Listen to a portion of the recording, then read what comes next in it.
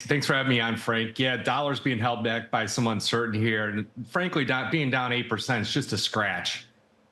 So you're saying it's just, you're calling it just a scratch like Elon Musk. So it's actually down more than 9%. But I want to get to the action this week in particular. So I think a lot of people are saying people are piling into the dollar as a safe haven, but you're saying it's something a bit different. You're saying it's some short covering and just also a bear market bounce. Yeah, I mean, technically, essentially, it peaked on January 1st at 110 and then February 3rd at 109.75. Since then, it's just been a series of lower highs and lower lows. Simply put, the dollar index is in a bear market. Technically, where would this market need to turn around in order to get a neutral trend? Really, it's got to get over about 99.36. We'd probably run into 100, but I anticipate traders would press the downside under the premise that the bounce is just a bounce in a bear market. You know, since the beginning of the year, it's the political uncertainty, the tariff headlines, and also speculation that U.S. authorities really are quietly favoring a weaker currency. So it's fueling a rotation. And you look at the currency, the composition of foreign exchange reserves.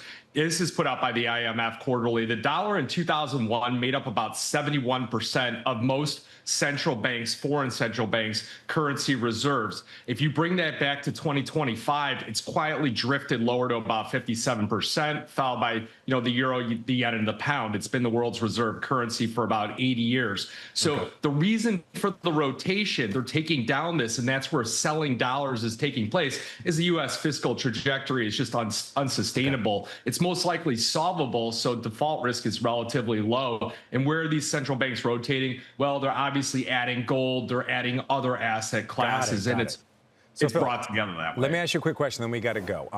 A lot of talk about the big beautiful bill and some of the implications it has on not only the deficit but also tax policy here in the U.S. How does that impact the dollar very quickly?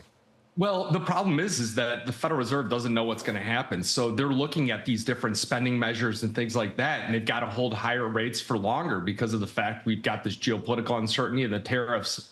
So you're going to see it held back by that uncertainty until we get clarity on this big, beautiful bill, Middle East conflict, and also tariffs. Then the dollar index can resume its rally.